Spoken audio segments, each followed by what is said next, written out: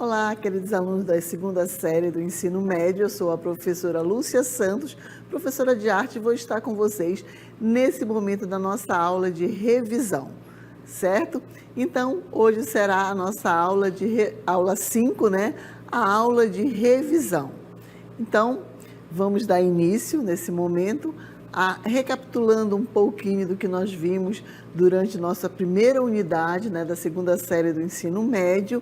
E aí é o momento daqueles alunos que por alguma aventura não puderam estar presentes na sala de aula, é o momento de recapitular, de adquirir esse conhecimento, né, dentro desse contexto, e aí vamos dar início à nossa aula. Vamos lá?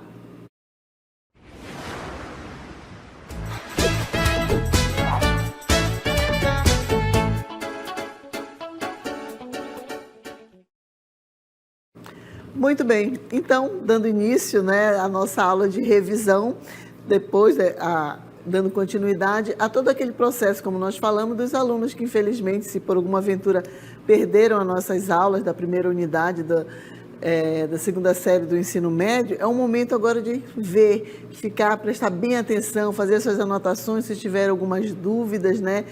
Anotem, perguntem durante a nossa interatividade. E aí nós falamos no início da nossa aula, na nossa primeira aula, nós falamos como tudo iniciou, né?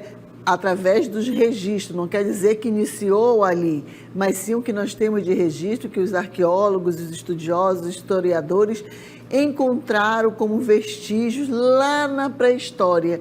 E nós iniciamos falando das pinturas, não foi? As pinturas rupestres que foram feitas pelo homem da pré-história, deixando o seu legado naquele momento, o seu registro, através também dos seus utensílios que foram deixados. Naquele momento, nós sabemos que não era o quê? Não era considerado arte, e sim uma necessidade de sobrevivência daquele homem, que era considerado o homem do Paleolítico, que teve várias fases, que nós falamos que o homem do Paleolítico ele era um homem nômade, porque ele não dominava a pecuária nem a agricultura, então ele tinha necessidade de se locomover quando acabava a sua colheita, tá? Então vamos ver aqui um pouquinho desse conceito. Um dos períodos mais marcantes da história humana é a pré-história.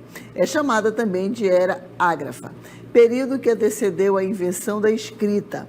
Ganha esse nome porque é um período que não foi registrado por nenhum documento escrito. No entanto, o homem pré-histórico registrou sua evolução através de seus instrumentos, armas, fósseis, utensílios, gravuras, pinturas e fragmentos de joalharia e ornamentação. E aí, continuando, né? Como é que eles residiam, como é que tem esses vestígios das residências dele, o que é que eles deixaram dentro da arquitetura que nós temos como parâmetro, né? Nós temos os domes. O que eram esses domes? Que consistiu em duas ou mais pedras grandes fincadas verticalmente no chão, como se fossem paredes, e uma grande pedra era colocada horizontalmente sobre elas, parecendo um teto. Aí nós temos um exemplo, né, vertical e horizontal, nós temos as pedras fincadas e horizontalmente nós temos como se fosse um teto, não é verdade? Aí nós temos os menires, vamos ver, que são grandes pedras cravadas no chão de forma vertical. Os menires, vocês estão vendo que ele não tem aquela pedra, né, na horizontal, e apenas a verticalidade existe. Aí nós temos os cromeletes, tá? Então, aí nós temos as duas, vamos dizer, a mistura, não é verdade? Que são menires ou domes organizados em círculos que são considerados cemitérios. Aí nós temos as pedras, não é? Fincadas verticalmente e horizontalmente, só que elas formam como se fosse um círculo, certo? Então, esse homem da pré-história deixa esse legado como vestígios, e os estudiosos vão colocando suas suposições, como nós vimos. Não foi deixado nada escrito, apenas os vestígios através dos desenhos, dos utensílios, das armas que foram deixadas, certo? E aí nós passamos para um outro momento, que foi o período do Egito, né? O Egito Antigo também, uma civilização que era muito ligada à questão da religião, né? Tudo era voltado através do quê? Do faraó. O faraó era considerado um deus, ele tinha o domínio de tudo, da economia, da justiça, de tudo. Então ele dominava, ele determinava como é que tinha que ser a arte, o que tinha que ser desenhado, entendeu? Então isso também deixa esse legado tanto de pintura nas paredes também, dos túmulos e etc. Então a civilização egípcia foi extremamente importante no decorrer do processo histórico da antiguidade. Ela proporcionou grandes avanços nas letras, medicina e ciências matemáticas que geraram e consolidaram um grande desenvolvimento no território, na organização social e em realizações culturais durante milênios. Olha aí, nós estamos falando de milênios. E o Egito, ele tem uma característica muito forte nos seus desenhos, o que eles deixaram, né, que foi encontrado, é a questão chamada de a pintura chamada Lei da Frontalidade. O que é a Lei da Frontalidade? Nós vamos trazer aqui um exemplo, né, de um faraó. Então, o faraó aqui, ele está representado. Então, o que é a Lei da Frontalidade? Se vocês perceberem, os pés estão na lateralidade, né? O dorso dele está frontal, como se estivesse virado para frente. Ele está de lado, mas o dorso está virado para frente. O rosto está de lateral, mas o olhar dele está frontal.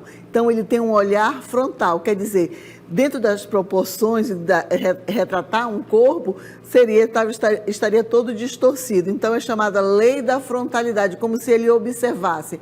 E tem uma característica também, é que o faraó, nesse período, ele determinava que ele tinha que ser representado maior durante o desenho, a esposa um pouco menor, então é como se fosse o valor que tinha na sociedade. Então ele sempre era representado muito maior do que as outras imagens.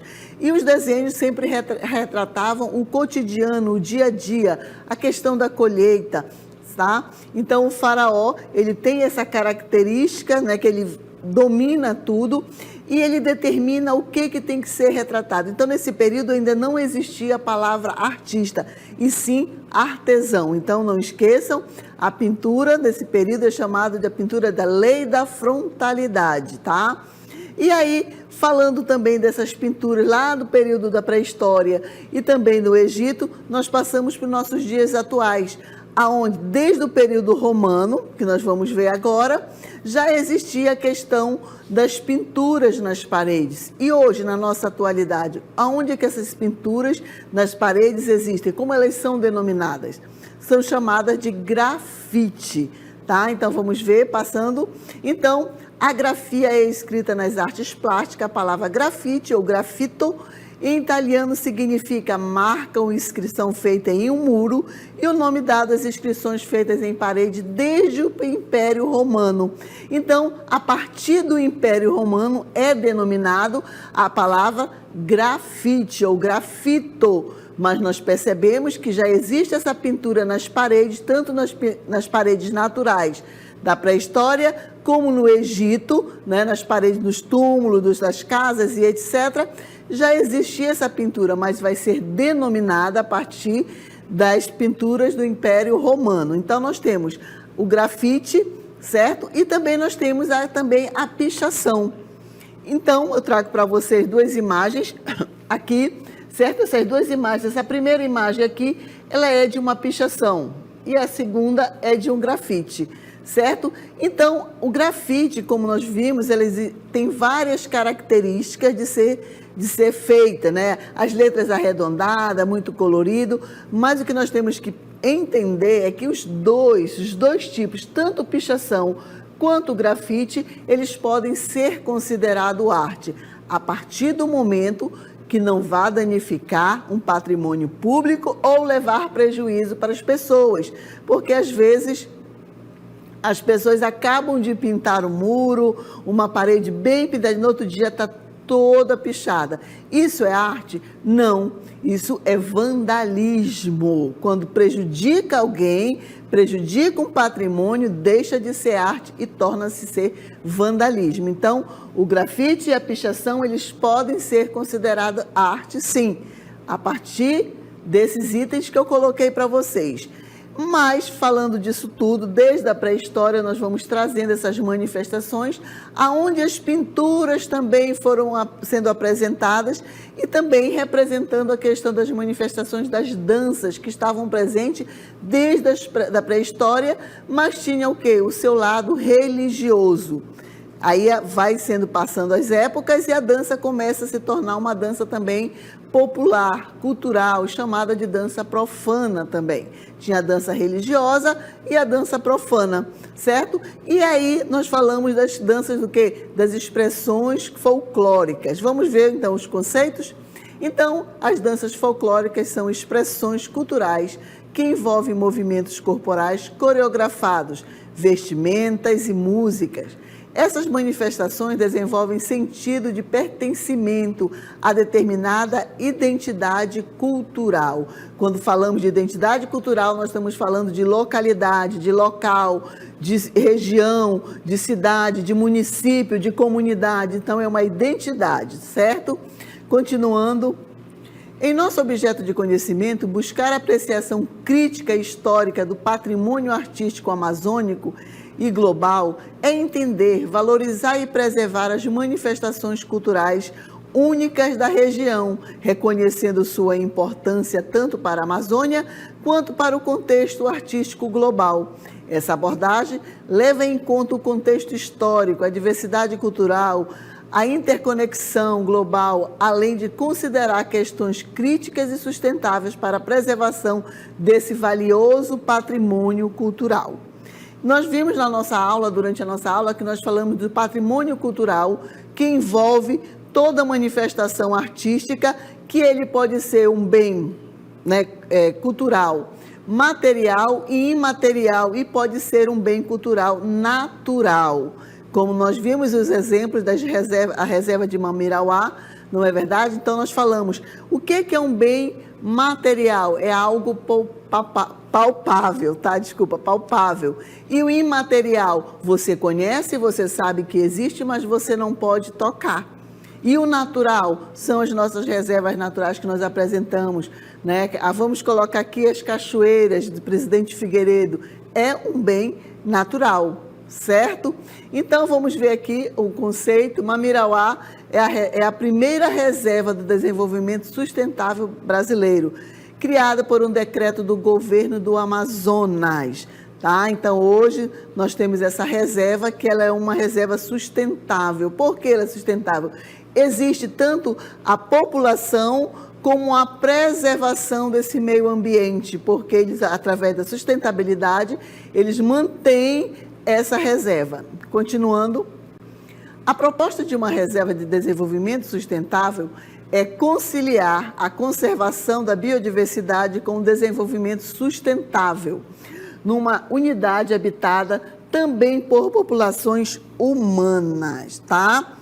Então, dentro dessa perspectiva, o que acontece dentro dessa reserva? Continuando, sua extensão, tá? Então, ela tem uma grande extensão de 1.124.000 hectares, possui 177 comunidades e 11.532 moradores, de acordo com o censo demográfico de 2011. Nós não tivemos censo em 2020 devido à pandemia, não é verdade? Então, os dados ainda não foram atualizados, certo? Então, dentro desses nossos patrimônios também, nós temos outros patrimônios que também são os culturais, que nós podemos ver também, principalmente a questão arquitetônica, não é verdade? Que faz parte de um patrimônio e nós podemos conhecer esse patrimônio através da visitação. Como nós vimos aqui na nossa aula, nós temos o sambódromo, tá? Que está aqui, nós temos o sambódromo, nós temos os... aqui, olha,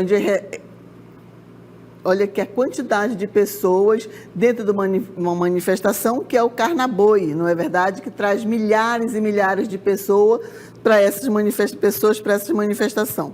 Então, dentro desse contexto, deixa eu ver se eu volto aqui, como é que eu volto? Ok. Nós temos o Parque Senador Jefferson Pérez, tá bom? Então, esse parque aqui, ele é lindíssimo para visitação.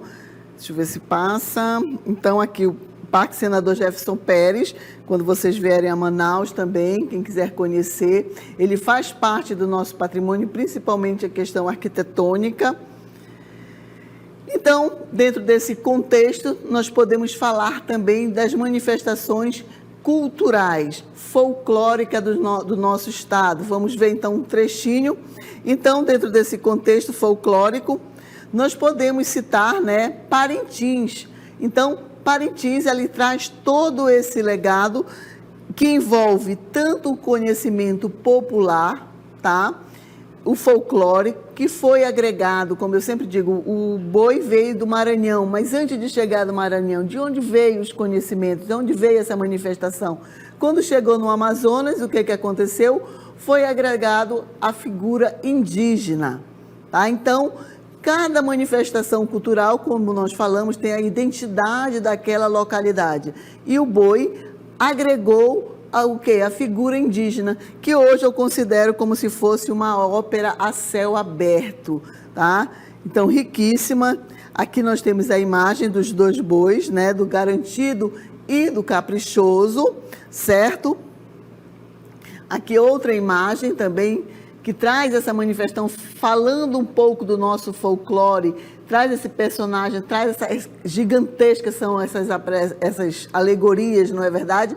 E isso tudo traz o quê? Um patrimônio nosso cultural, folclórico, mas que está ligado com o quê? Com o nosso meio ambiente, com nossa questão regional.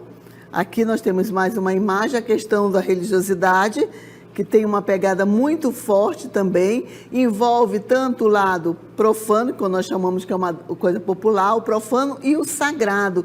Tem essa questão religiosa também no folclore que envolve. Aqui nós temos os itens que são considerados os itens, né? A cunhamporanga do Garantido, aonde representa também o que? Uma onça, muito característica da nossa reserva, né? Biológica, da nossa fauna, da nossa fauna aqui do Amazonas. Então, aqui nós temos a cunhamporanga do contrário, que não poderia faltar, tanto do Garantido como do Caprichoso, e traz os itens.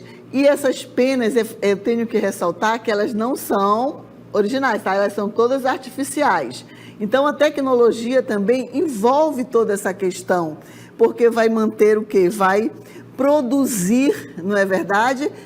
O empreendedorismo, que vai trazer benefícios para o Amazonas, benefício para Parintins financeiro e grande investimento. Então, coreógrafo, figurino, maquiador, costureiras, não é, cenógrafo, já falei coreógrafo, então isso tudo, diretor de palco, diretor de arte, diretor de arena, apresentador, levantador, cunhamporanga, sinhazinha.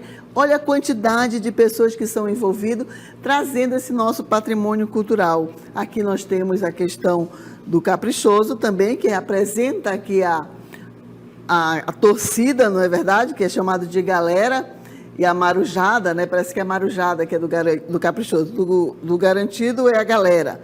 Então, a galera, ela é um item. Então, isso aqui também faz parte da cultura, tá? Então, aqui... Então, essa nossa cultura que vem desde lá dos primórdios. Então, não podemos esquecer nossa questão do nosso patrimônio material e imaterial e também o patrimônio natural, tá? Então, ele tem aqui dentro do Amazonas, nós vimos aí durante a nossa reserva, que é uma reserva sustentável, que seria muito bom, né, que o homem se conscientizasse, que respeitasse a natureza.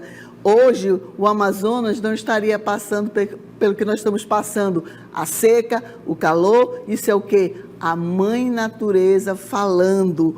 Eu preciso de um olhar mais detalhado, eu preciso de cuidado, cuidem de mim, porque vocês também precisam da natureza, certo? A questão das queimadas, vamos evitar fazer queimadas, gente. Tanto aqui em Manaus está horrível, então é preservar, tá? É um patrimônio nosso, é um bem nosso, um bem da humanidade. Então, a Mãe Natureza está reclamando, não é verdade? E através da arte, nós podemos trazer esse grito de alerta também. Então, o que nós percebemos? Nós vimos durante a nossa aula, desde os primórdios, os homens já faziam as suas representações gráficas, já representavam nas paredes o seu cotidiano. O homem do Paleolítico fazia uma pintura naturalista, o homem do Neolítico fazia uma pintura mais esquematizada, porque ele já era um homem sedentário, ele não precisava mais mudar de localidade. O Egito traz a pintura frontalmente, chamada de lei da frontalidade, certo? Trazendo também essa pegada muito da religião. E aí passamos para a nossa questão do grafismo, do grafite, certo?